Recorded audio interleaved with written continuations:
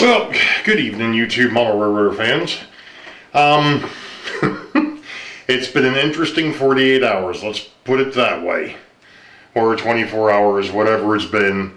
After I went ahead and put up that little blurb, and to be perfectly honest, you know, I actually had a conversation with a couple folks. One happened to be Sparky this afternoon, and to be perfectly honest, you know, like I said in the comments that are on that video, and I'm going to probably leave it up for another day, and then I'm going to go ahead and yank it. But the bottom line was, you know, up till last Sunday, I did not have an issue with the post jokes. I get it. It was fun. Poke fun at Ray. No big deal. But as I mentioned, you know, it got out of hand last Sunday. That's all there was to it. And the other part to this is, you know, there was the overreaction to that originally, and then there was, I guess, to a point, the follow-up overreaction to it. And what I'm getting at is, it's been a long year for all of us. Let's face it. With the showstopper and everything else, you know, we've all been cooped up for way too long. And I think we're all looking for an outlet. And one issue was the fact that for once in 5.5, 6 years, I was actually trying to be serious for a half an hour. And then it was going to get back to the normal stuff. And we never got there. And, you know, I get it. You know, looking back on it now, like I said, it was the overreaction to the action. Okay, so I'm, you know, like I've said in the comments in that video, I'm over it. It's done. It is what it is. But the reality is we, you know, yeah, we need to have some fun. We need to be able to poke fun. We need to have a release. That was the release, but it went too far. That was all well. That's where it was. And, you know, like I said, it's water under the bridge at this point. It's done. It's over with. Let's get back to the normal stuff. So what do you say we go ahead and get going on vlog 23, because there's some interesting stuff in this one, folks. Stay tuned. Good evening, YouTube Model Railroader fans. Welcome to the Boeville, Newtown's vlog number 23 for 2020. It happens to be May 28th, 2020. It's Thursday. And right off the bat, I want to apologize for one thing here real quick. And that is the fact that I know I've been missing a bunch of live shows. And I've also haven't been keeping up with a lot of my subscribers, or my subscriptions for that matter. With trying to get this thing to a point that I can actually, you know, do what I'm getting ready to do, which is operations. Even though it's not scenic, and we've talked about this before, you know. In fact, I even brought it up last vlog. I want to get it operating, and that way I can see if I've got issues and things of that nature before I start working scenery and everything else in. I've got some things that I have to fix, you know, placement wise and so on and so forth. So far, the operations that I've done on this thing have been, knock on wood, outstanding. And the reason why I don't sound as upbeat as I usually am, I got woken up at 1:30 this morning, so I'm a little short on sleep. And we just got finished taking our dogs for a walk. But anyway, and it's, you know, it's only at 75 degrees, but I feel like the humidity outside right now is 115,000%. Thank you, Tropical Storm Bertha. Anyway, add that on the top of everything else that's going on. But at any rate, so the operations side of this thing has been going, knock on wood, fairly well, almost outstanding. Issues have popped up, things have popped up. I just had another one of those neat little nuances happen before I turned the camera on. But that's okay. That's fine. These are the types of things that I have up here, and when people come over here to operate and they go to do something, and it's going to be like, let's see how you handle this. You know, here it is, my classification yard, Boeville, has turned into a switching puzzle. So, and that's a good thing, because you don't want things to go too easily. But at any rate, one of the other things that's kind of popped up in the last 24 hours or so is the fact that I had made these very cheap and what I figured was fairly useful locomotive pockets that you could go ahead and you could stick the car cards into, so that way you could carry them around. Great idea, poor execution. And the more I've thought about it, looking back on what David Popp did on the Naugatuck Valley, his N-scale railroad, he didn't have locomotive pockets. Instead, he had train pockets. Well, same difference, I guess. And those were, I guess, almost like a, what would be the best way to put it? Almost like what you would put your ID tag into, type of thing. That's what it kind of looked like. Which is great if you've only got a couple of cars that you're carrying around, but if you're trying to carry 13 or 14 cars around, that gets a little bit more, it gets a little bit tighter. So I'm going to try and come up with something that's going to be better than, bending an index card and cutting an index card to go ahead and use for carrying the car cards. Now, I do know that one of the other things that he did was he had taken and bought a whole bunch of nail aprons for the guys that were operating on the railroad to go ahead and throw the car cards and their timetables and their, whatever else into that pouch, so that way you weren't holding on to it or throwing it on the layout or what have you. So, that's all well and good too. That might be something else that I look into, is how I can do that. Evolution is a good way to put this whole thing. Going from the way that I used to do things, because quite frankly, on the 13 foot by 11 foot layout, the longest train that I had was 7 cars, because that's all it could handle. I think even that was pushing it. It depended on what type of car they were. If they were 50-foot box cars, forget it, which I didn't run 50-foot box cars on the old layout for that reason. They were just too big.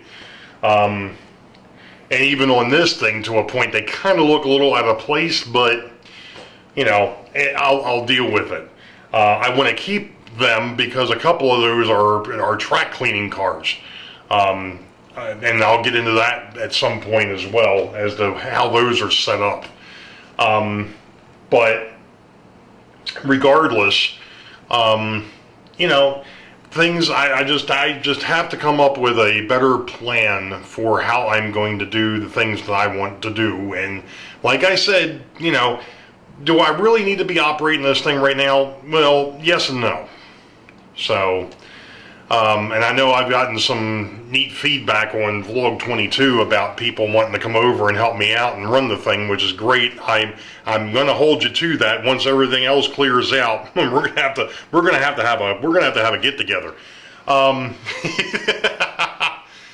But anyway, one of the other things I did want to bring up real quick, because I forgot to mention it in Vlog 22. I did put a note at the bottom of the description. Those of you that that follow me on YouTube know that I have a Facebook page, and I actually have the Facebook page linked to the YouTube channel through the video. If you actually go to my channel and you see the Boeville Newtown locomotive on the lower right hand side, there's a thing for Facebook. The issue is, for me at the moment, is the fact that I've gotten so many people that after I did that started subscribing or friending me on Facebook for the railroad, that I don't know who half of you are. That's one issue. So if you could, and I'm going to go ahead and put a little disclaimer down in the description, if you could, because I'm skipping around here a little bit, if you could, just when you friend me on Facebook, shoot me a message, an IM through Facebook Messenger, telling me who you are and how you got to my Facebook page, because my Facebook page is only one half of what I'm trying to build up. The other half of it is I have a Facebook group page called the Friends of the Boeville and Newtown. But you have to be a friend of the Boeville and Newtown Railroad Facebook page to be able to get into the group. So that's kind of how that works. That's where we're at. So if you are watching this and you have either sent me a friend request or you're going to send me a friend request, do me a favor and let me know exactly who you are and how you got there, and then we'll work through the process from there. So with that being said, I'm going to go ahead and do some more work over here, and I'm in preparation for Sidetrack Sunday, which of course will be, this video or this vlog will come out after Sidetrack Sunday. Don't ask me to do that too often.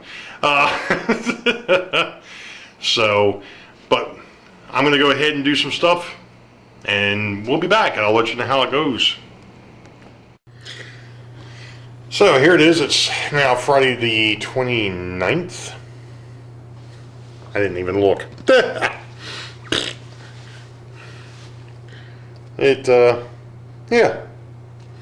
It's Friday the 29th.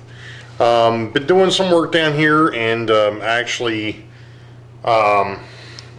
set up for Sunday night's live show already. I built myself a bit of a rig, because of the fact that where I want to do things for Friday or for Sunday night. But I'm going to kind of show what I've got going on here. So there's the laptop. I'm hoping it makes it.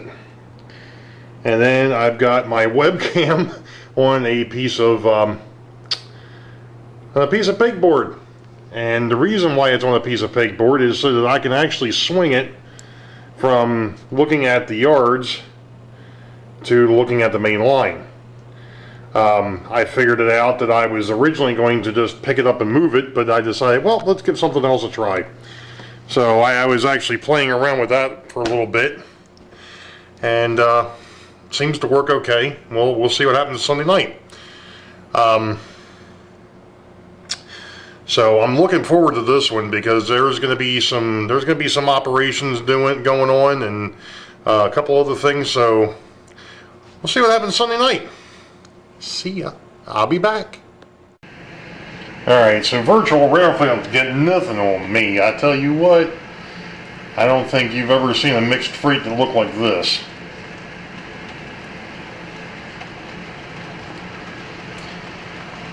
So you've got an F7 pulling a 50-foot boxcar, a flat car with a boat, a flat car with an airplane, a short ore car, a 6-dome tank car, a